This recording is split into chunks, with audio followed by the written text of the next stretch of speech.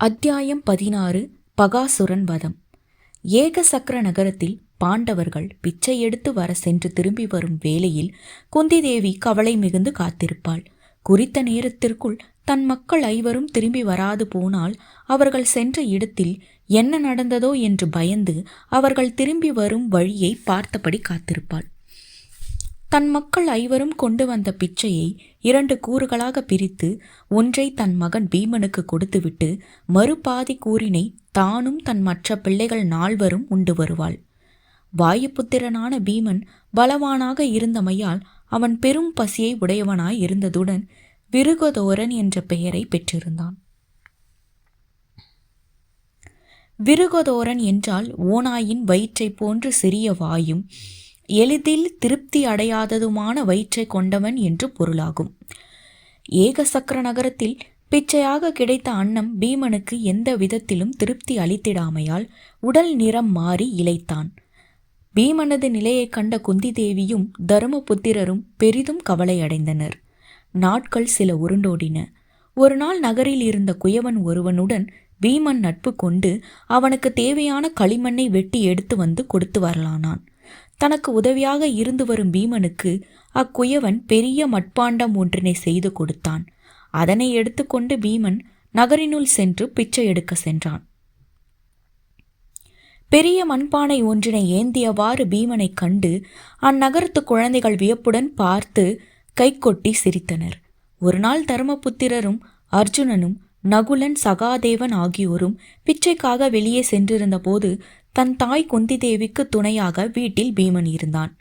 அப்போது அவர்கள் தங்கியிருந்த பிராமணரது வீட்டிலிருந்து அழுக்குரல் கேட்டது. பிறர் துன்பத்தை தாங்கிக் கொள்ள இயலாதவளான குந்தி தேவி உடனே வீட்டிற்குள் சென்று விசாரிக்க சென்றாள். வீட்டினுள் இருந்த பிராமணரும் அவரது மனைவியும் அழுதபடி பேசிக் கொண்டிருந்ததை குந்தி தேவி கண்டு அதிர்ந்து அவர்களது அழுகைக்கான காரணத்தை அறிந்து கொள்ள அவர்கள் இருந்த இடத்திற்கு சற்று தள்ளியே நின்று கொண்டாள். அப்போது பிராமணர் தன் மனைவியாளரிடம், துர்பாக்கியவதியே, நான் கூறியதை நீ கேட்கவில்லை. பலமுறை உன்னிடம் இந்த ஊரை விட்டு போய்விடலாம் என்று நான் கூறியும் நீ என்னை பொருட்படுத்தவில்லை. இது நான் பிறந்து வளர்ந்த ஊர். இவ்வூரிலேயே வாழலாம் என்று கூறி பிடிவாதமாக என்னுடைய கூற்றை மறுத்து வந்தாய். உன் பெற்றோரும் உற்றாரும் உறவினரும் இறந்த பின்னும் கூட இவ்வூரை விட்டு வர உன் மனம் விரும்பவில்லை.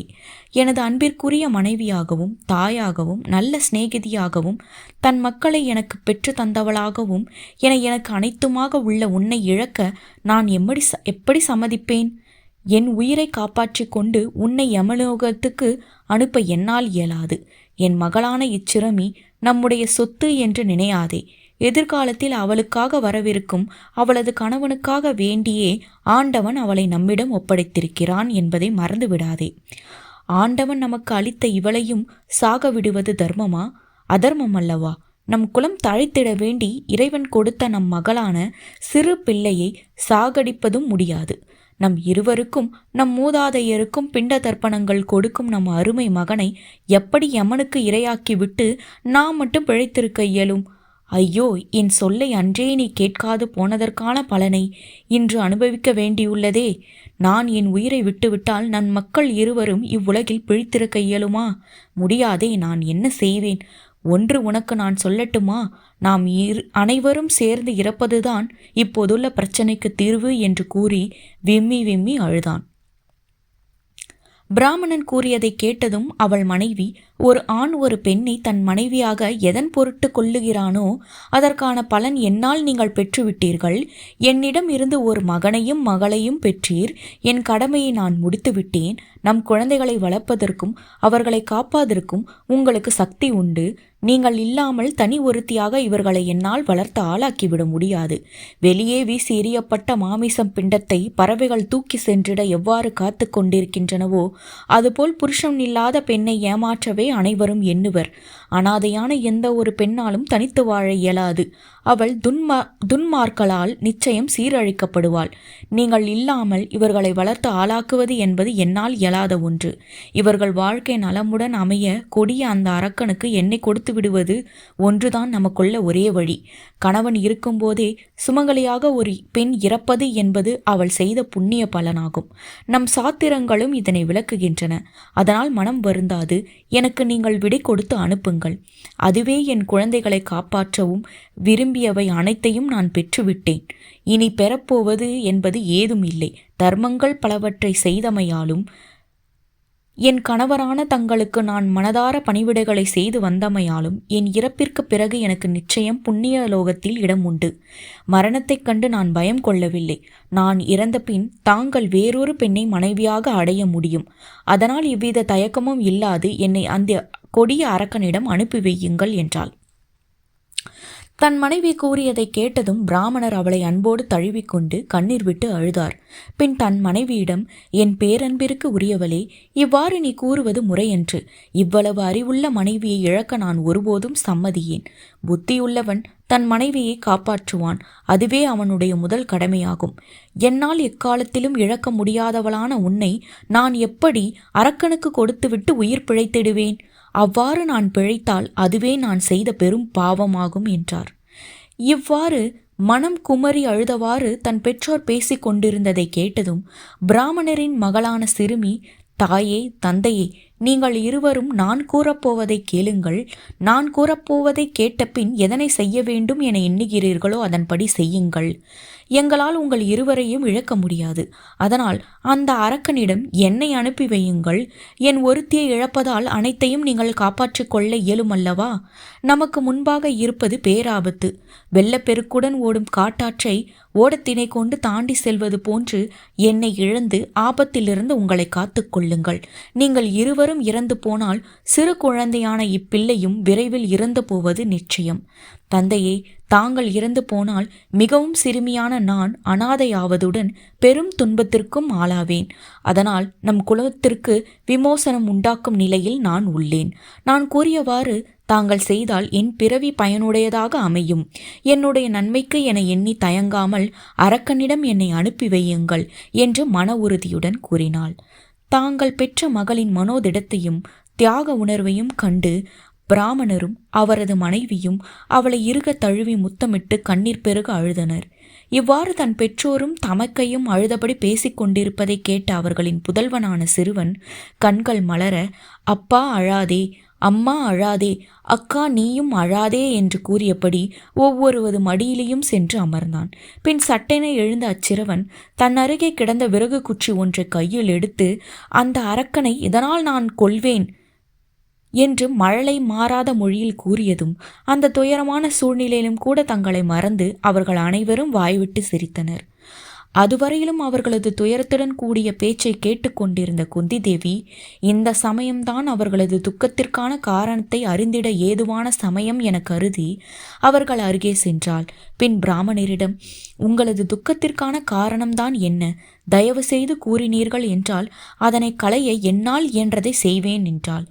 அதை கேட்டதும் பிராமணர், அம்மா, எங்களது துக்கத்தை போக்கிட எவராலும் இயலாது. உன்னால் மட்டும் என்ன செய்துவிட முடியும்? இந்நகருக்கு அருகே உள்ள மலையில் குகை ஒன்று உள்ளது. அதில் மிகவும் கொடிய அரக்கன் ஒருவன் உள்ளான். அவனது பெயர் பகாசுரன் என்பதாகும்.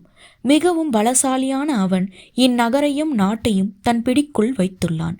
கடந்த 13 வருடங்களாக இந்நகர மக்கள் அவனது கொடுமைக்கு ஆளாகி வருகின்றனர். இந்நாட்டு வேந்தனோ வேந்திரீகைய நகரில் உள்ளான். அவனால் இந்நாட்டு மக்களை காப்பாற்ற முடியவில்லை. குகையில் இருக்கும் இக்கொடிய அரக்கன் நகரில் உள்ள பெண்கள், குழந்தைகள், விருத்தர்கள் என அனைவரையுமே தன் இஷ்டப்படி கொன்று தின்று வந்தான். இதனால் பெரும் வேதனை அடைந்த நகர மக்கள் அவனிடம் சென்று, நீ நினைத்தபடி கொள்ள வேண்டாம், உனக்கு வேண்டிய மாமிசம், உணவு, தயிர், சாராயம், கல், பலவித பானங்கள் என அனைத்தையும் தனித்தனி பாத்திரங்களில் இட்டு வண்டிக்கு 2 கருப்பு காளைகளையும் கட்டி வீட்டுக்கு ஒரு மனிதன் என வாரம் ஒரு முறை அனுப்பி வைக்கிறோம். இவ்வாறு உன்னிடம் அனுப்பி வைக்கப்படும் நபரையும் அன்னத்தையும் பானங்களையும் மாடுகளையும் நீ தின்றுவிடு. மற்றவர்களை கொடுமைப்படுத்த வேண்டாம் என்று வேண்டினர். கொடியவனான அந்த அரக்கனும் நகர மக்களின் வேண்டுதலை கொண்டதால் அம்முறையே பல ஆண்டுகளாக நடைமுறைப்படுத்தப்பட்டு வருகிறது. அன்று முதற்கொண்டு பலவானான அந்த அரக்கன் பகைவர்களிடமிருந்தும் கொடிய விலங்குகளிடமிருந்தும் எங்களையும் இந்நாட்டையும் காத்து வருகிறான். அவனது கொடுமைகளிலிருந்து இந்நாட்டை காப்பாற்றிட யாராவது முயன்றால் உடனே அவன் அவ்வாறு முயன்ற வரையும் அவரது குடும்பத்தினரையும் ஈவு இரக்கமின்றி கொன்று தின்று விடுகிறான். அம்மா, எங்களது நாட்டின் வேந்தனாலேயே எங்களை காப்பாற்ற முடியவில்லை. வலிமையற்றவனை வேந்தனாக பெற்ற நாட்டு மக்கள் மனைவி மக்களை பெறவே கூடாது. வலிமையுள்ளவனை அரசனாக பெற்றால்தான் ஒவ்வொரு ஆணும் மனைவி மக்களையும் தனதானியங்களையும் பெற்றிட முடியும். இந்த வாரம் அரக்கன் கொன்று தின்றுவிட ஆள் அனுப்பும் முறை எங்கள் குடும்பத்திற்கு உரியது. யாரையாவது விலை கொடுத்து வாங்கி அனுப்பும் அளவுக்கு தனவேந்தன் அல்ல. அரக்கனிடம் என் மனைவியையோ என் குழந்தைகளில் ஒருவரையோ அனுப்பி வைக்க என் மனம் ஒப்பவில்லை. அதனால் இன்று நாங்கள் அனைவருமே கொடிய அந்த அரக்கனிடம் சென்று உயிரை விட்டுவிட எண்ணியுள்ளோம். எங்களை அவன் கொன்று தின்று விடட்டும். எங்கள் துயரம் எங்களோடு போகட்டும். அம்மா, நீ கேட்டதால்தான் என் துயரத்தை உன்னிடம் கூற நேர்ந்தது என்றார். பிராமணரின் துயரத்தை கண்டு மனம் வருந்திய குந்தி தேவி இவர்களை எப்படியாவது காப்பாற்றியே தீர வேண்டும் என முடிவு செய்து தனக்கு துணையாக தங்கியிருந்த பீமனிடம் சென்று நடந்தவை அனைத்தையும் கூறி அவனுடன் கலந்து ஆலோசித்தாள். பின் அவள் பிராமணரிடம் வந்து, நீங்கள் அரக்கனிடம் செல்ல வேண்டும் என்று பயமும் துன்பமும் கொள்ள வேண்டாம். நான் 5 மக்களை பெற்றவர். அவர்களில் ஒருவன் உங்களுக்காக அந்த கொடிய அரக்கனிடம் இரையை எடுத்துக்கொண்டு செல்வான் என்று கூறினாள். அதை கேட்டதும் பிராமணர் மனம் பதறி, ஐயோ, என்னம்மா கூறுகிறீர்கள்? கூடாது. அதிதியாக வந்துள்ள உன் மகனது உயிரை எங்கள் பொருட்டு பலி கொடுத்திட நான் சம்மதியேன் என்று கூறினார். உடனே குந்தி தேவி, பயப்பட வேண்டாம் பிராமணரே. என் மகன் மந்திர சக்தி பெற்றவன். அவன் நிச்சயம் அந்த அரக்கனை கொன்றுவிட்டு திரும்புவான். அரக்கர்கள் பலரை அவன் தனியொருவனாக கொன்றதை நானே நேரில் பார்த்துள்ளேன். ஆனால் ஒன்று, இதனை நீங்கள் எவரிடமும் கூறக்கூடாது. அவ்வாறு கூறினால் அந்த சக்தி அவனுக்கு நிச்சயம் உதவாது என்றாள். குந்தி தேவி பிராமணரிடம் இவ்வாறு கூறியதற்கு காரணமும் இருந்தது. தன் மகன் பீமன்தான் அரக்கனை கொன்றவன் என்பது துரியோதனனுக்கு தெரிந்துவிட்டால் அவனுக்கும் அவனது ஆட்களுக்கும் இங்கிருப்போர் பாண்டவர்கள் என்பது நிச்சயம் தெரிந்திடும் என்று பயந்துதான் பிராமணரிடம் குந்தி தேவி அவ்வாறு கூறினாள். தாங்கள் தங்கியிருந்த வீட்டு பிராமணரது குடும்பத்தை அரக்கனிடமிருந்து காப்பாற்ற அவனிடம் தானே செல்லப்போவதை எண்ணி மிகுந்த சந்தோஷமும் உற்சாகமும் பீமன் அடைந்தான். அந்த சமயத்தில் பிற பாண்டவர்கள் பிச்சை வாங்கி கொண்டு திரும்பி வந்தனர். தன் இளையவனான பீமசேனனின் முகத்தில் புதியதொரு மகிழ்ச்சியை குறிப்பை கண்ட தருமர், அவன் ஏதோ ஒரு சாகசம் செய்ய எண்ணியுள்ளான் என்று எண்ணியவாறு தன் தாயிடம் சென்று, தாயே, நம் பீமன் இன்று மிகவும் சந்தோஷமாக உள்ளானே, அவன் என்ன செய்ய போகிறான் என்று வினவினார். குந்தி தேவி பிராமணர் குடும்பத்தின் நிலையை கூறி அவர்களுக்காக பீமன் அரக்கனிடம் செல்ல இருப்பதையும் கூறினாள். குந்தி தேவி கூறியதை கேட்டதும் தருமர் பதறியவராய், தாயே, என்ன காரியம் செய்துள்ளீர்கள்? பீமனது வலிமையை தானே ஆதாரமாக கொண்டு நாம் நிம்மதியாக தூங்குகிறோம். மேலும் வஞ்சகர்கள் நம்மிடம் இருந்து பறித்து கொண்ட ராஜ்யத்தை பீமனின் பராக்கிரமத்தில்தானே மீண்டும் அடைய வேண்டும். அது மட்டுமா? அவனால் அல்லவா நாம் அரக்கு மாளிகையில் தீக்கு இரையாகாது தப்பித்து வந்துள்ளோம். அப்பேற்பட்டவனை இப்போது நீங்கள் இழந்துவிட துணிந்து விட்டீர்களே. துயரங்கள் மிகுந்தமையால் மனம் நொந்து புத்தியை இழந்து விட்டீர்களே என்றார். தர்மபுத்திரர் கூறியதை கேட்டதும் குந்தி தேவி, மகனே தர்மா, இந்த பிராமணரது வீட்டில் தானே நாம் இவ்வளவு நாட்களாக நலமுடன் வசித்து வந்தோம். மனிதர்களின் கடமையும் லட்சணமும் பெற்ற உதவிக்கு பதிலுதவி செய்வதுதான். பீமனின் பராக்கிரமத்தை நான் அறிந்தவள். நீ இக்காரணம் கொண்டும் பயம் கொள்ள வேண்டாம். வாரணவதத்திலிருந்து நம் அனைவரையும் தனியொருவனாக தூக்கி வந்தவன் அவன். இடும்பனை கொன்றவனும் அவன்தான். அதனால் அவனது உயிரை பற்றி எனக்கு பயம் சிறிதும் இல்லை. இந்த பிராமணர் குடும்பத்திற்கு உதவ வேண்டியது நம் கடமையும் கூட என்றுரைத்தாள். அப்போது நகர மக்கள் கருப்பு காளைகள் பூட்டப்பெற்ற வண்டி ஒன்றில் பல வகையான மாமிசங்களுடன் உணவு வகைகளையும் குடங்கள் நிறைய தயிர், பல வகை பானங்கள் என பலவற்றை ஏற்றிக்கொண்டு பிராமணது வீட்டின் அருகே வந்தனர். அவர்கள் கொண்டு வந்த அந்த வண்டியில் சட்டென துள்ளி ஏறிய பீமன் அரக்கன் இருக்கும் குகையை நோக்கி விரைந்தான். பல வகை வாத்தியங்களை முழங்கிக் கொண்டு நகர மக்கள் பலர் பீமன் வண்டியை தொடர்ந்து சென்றனர். நகரத்துக்கு எல்லை அருகே குறிப்பிட்ட ஓரிடம் வந்ததும் அவர்கள் சட்டென நின்று கொண்டனர். பீமன் மட்டும் தான் ஏறி வந்த வண்டியை விரைவாக ஓட்டி சென்று நகரத்து எல்லையை கடந்தான். அரக்கன் இருந்த குகையின் முன்பாக எலும்புகள், மண்டையோடுகள், மயிர், உறைந்த நிலையில் சிதறி கிடந்த இரத்த திட்டுக்கள் ஆகியவற்றுடன் துண்டுபட்டிருந்த கை, கால், தலை ஆகியவற்றை பீமன் கண்டான். அவ்விடத்திற்கு மேலாக வானில் கழுகுகள் வட்டமிட்டு கொண்டிருந்ததையும் அவன் கண்டான். அவ்விடத்தை சுற்றிலும் தாங்க முடியாத அளவுக்கு துர்நாற்றம் வீசியது. வண்டியிலிருந்து இறங்கிய பீமன் அதில் தான் ஏற்றி வந்த உணவு வகைகளை அவசரமாக உண்ணத் துவங்கினான். அவ்வாறு அவன் உண்ணுவதற்கு ஓர் காரணமும் இருந்தது. தான் அரக்கனுடன் யுத்தம் செய்யும் போது தான் கொண்டு வந்திருக்கும் உணவு பண்டங்கள் அனைத்தும் சிதறி இறைந்திடும். மேலும் அரக்கனை தான் கொன்ற பிறகு பிணத்தை தொட்ட தீட்டும் உண்டாகும். பின் தன்னால் உண்ண முடியாது என்று எண்ணியே தான் கொண்டு வந்த உணவை அவசரமாக உண்ணத் துவங்கினான். வெகு நேரமாக தனக்கு இரையாக வரப்போகும் ஆளையும் உணவு வண்டியையும் எதிர்பார்த்து கோபத்துடன் காத்து கொண்டிருந்த அரக்கன் தன்னுடைய குகை வாசலில் பீமன் அவசரமாக தனக்கு வந்த உணவை உண்டு கொண்டிருந்ததைக் கண்டு ஆத்திரம் கொண்டான். குகை வாசலில் கோபாவேசமாக தன்னை பார்த்து கொண்டு நின்ற அரக்கனை கண்ட பீமன், "என்னடா பகாசுரா, என்ன பார்க்கிறாய்? கொஞ்சம் சாப்பிடுகிறாயா?" என்று கிண்டலாக கேட்டான். அதை கேட்டதும் பருத்த உருவமும் அடர்ந்து வளர்ந்த மீசை, தாடி, தலைமுடியும் காது வரையில் அகன்ற வாயையும் கொண்டிருந்த அக்கொடிய அரக்கன் மேலும் கடும் கோபம் கொண்டவனாய் பீமனை தூக்கி சென்றிட வேகமாக ஓடி வந்தான். ஆனால் பீமனோ அரக்கன் தன்னை நோக்கி கோபவேசமாக ஓடி வருவதைக் கண்டும் அவனை கவனிக்காதவன் போன்று தான் கொண்டு வந்த உணவை உண்ணுவதிலேயே கண்ணும் கருத்துமாக இருந்தான். அவனது முதுகுப்புறமாக ஓடி வந்த அரக்கன் பீமனின் முதுகில் வேகமாக தன் கையால் அடித்தான். அவ்வாறு அரக்கன் கடுமையாக தன்னை தாக்கிய போதும் எதுவும் நடக்காதது போன்று அரக்கனை திரும்பி பாராமல் உண்டு கொண்டிருந்தான். பின் வண்டியிலிருந்து குடத்து தயிரை ஒரே மூச்சில் குடித்துவிட்டு தன் வாயையும் கைகளையும் துடைத்தபடி எழுந்து நின்று தன் பின்னால் கோபமாக நின்று கொண்டிருந்த அரக்கனை திரும்பி பார்த்தான். தன்னை காக்க பாய்ந்து வந்த அரக்கனை பீமன் எதிர்கொண்டு தாக்கினான். இருவருக்கும் பெரிய யுத்தமே நடந்தது. பகாசுரனை பீமன் அடித்து உதைத்து கீழே தள்ளினான். "அடே பகாசுரா, கொடிய அரக்கனே, சற்றே இளைப்பாறு" என்றான். சிறிது நேரம் கழித்து அவன் பகாசுரனை பார்த்து, "என்ன ஒரேடியாக படுத்துக்கொண்டாய்? எழுந்து வா, வந்து என்னை அடித்து உதைத்து தள்ளு, பார்ப்போம்" என்றான். இப்படி கொடிய அரக்கனான பகாசுரன் பலமுறை பீமனால் தாக்குண்டு கீழே விழுந்து மீண்டும் எழுந்து வந்து அவனுடன் போர் புரிந்து களைத்து போனான்.